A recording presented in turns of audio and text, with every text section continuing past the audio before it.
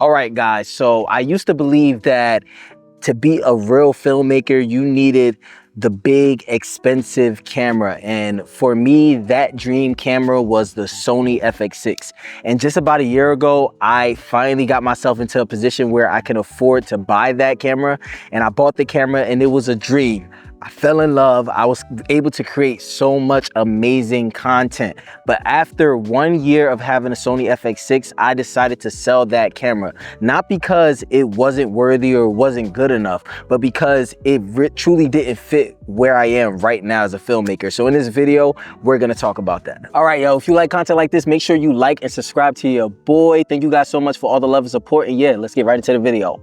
So for anybody interested in what camera I sold my Sony FX6 for, I'm actually testing this camera right now. This camera is filming this video, so I'm excited about that, but I'm not going to let you guys know until my next video. So make sure you guys stay tuned for that, and also drop in the comment section what camera you think I sold my Sony FX6 for. But let's get right into the video. So the dream versus the reality of, again, I used to think that you needed a big, expensive, beautiful camera in order to not make it as a filmmaker, but in order to feel fulfilled and in order to produce a certain quality of work, right? So I got the Sony FX6 with that in mind because it was my dream camera. I love the form factor. I love the idea of rigging it up and using it on big, high-end commercial shoots. I was able to create a lot of amazing content with this camera. I was able to take it to so many places and really film some beautiful stuff. So I'm so happy for my time with this camera. But within this year, I've realized one very, very important detail. Having the dream camera does not always mean that that's the best camera for your workflow. So what does that mean for someone like me? What is my workflow? So I am a run and gun filmmaker that is shooting a variety of things. 1 week I'm shooting event coverage. Another week I am doing a highlight video for a local business. Another week I might be shooting a wedding or doing photography. There are so many different things that I do within my workflow. And the Sony FX6 just didn't match up to the kind of work that I was doing. My work requires me to be as nimble as possible. Now, I do understand the Sony FX6 is really good at being nimble and is also really good at being a workhorse camera that can really work in a lot of different environments. But the number one thing for someone like me, even though the Sony FX6 is meant to be used with a solo operator, I am the definition of a one-man band type of person. A lot of times I'm going out, I'm either working with a very small crew, so either I have 1 or 2 shooters with me max, or I'm shooting by myself.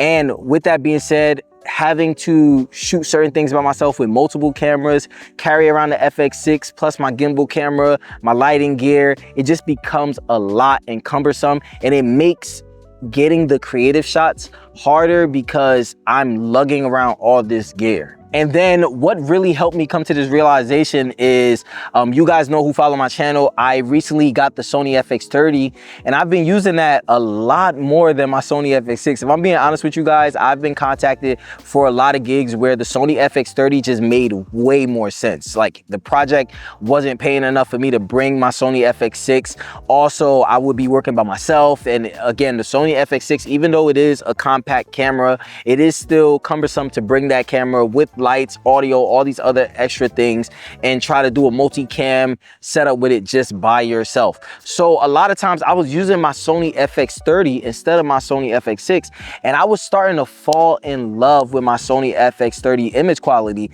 I even did a camera test that you guys can check out. It's on my channel, I believe it's a few videos back, comparing the Sony FX30 to the Sony FX6, and I was amazed at how close the image quality truly was. So it just left me down a rabbit hole of thinking, what do I really need in order to get the work done that I normally do? And then also, what do I need to cater to the kind of way that I shoot now? I'm at a place, again, where I am going as nimble as possible. Also, I took the time to just sit down and go through all of my gear financially and just to make sure every single thing makes sense. I got to a point where I felt like I was just collecting so much gear. I had 3 cameras, 2 different camera bodies, 2 different camera two different camera companies. So I had 3 cameras, 2 different camera companies, lights, audio. I had so much gear as a solo operator. A lot of the ways that I was shooting, it just made things more cumbersome for me. And then I would come home,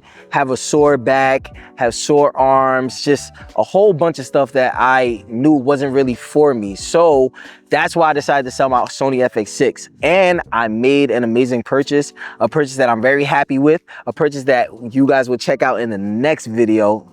But again, guess what camera this is that I'm shooting on right now, because I'm very interested to know what camera you guys think that I went with. But as far as my final message, this video is just to go out there, just to let anybody know who might be in my situation, who might be like, maybe you shoot client work, you have some consistent clientele, you get bookings, but you want to move on to something like the Sony FX6, but you know deep and down inside it's not really because you need that camera, it's really because you really want that camera. I would encourage you to go with what works best for your workflow and really have a real come to life conversation with yourself. Within the last couple of weeks, I really have been just sitting down and reevaluating all my gear. So this is not going to be the first video that you guys get of me selling something, because I have been kind of just selling and repackaging my gear to fit me best to where I am now.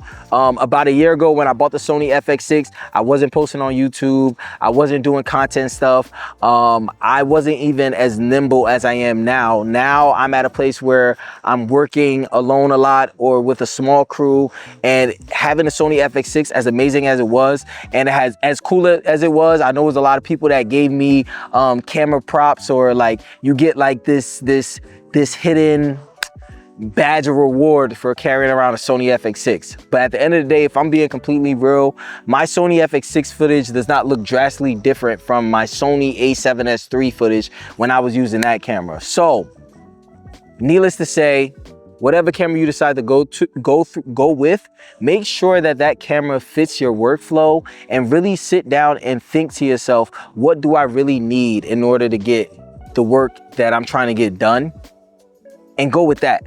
Right? If I'm being completely honest with you, I really contemplated just getting another Sony FX30 and using that. And if you guys were guessing that I had the Sony FX30, I do have a Sony FX30, but I didn't sell my FX6 to get a Sony FX30. But I really contemplated doing that, just because a lot of times if you light your scenes and stuff, the quality is gonna look good. All right, so with that being said, that's all I have for you guys today.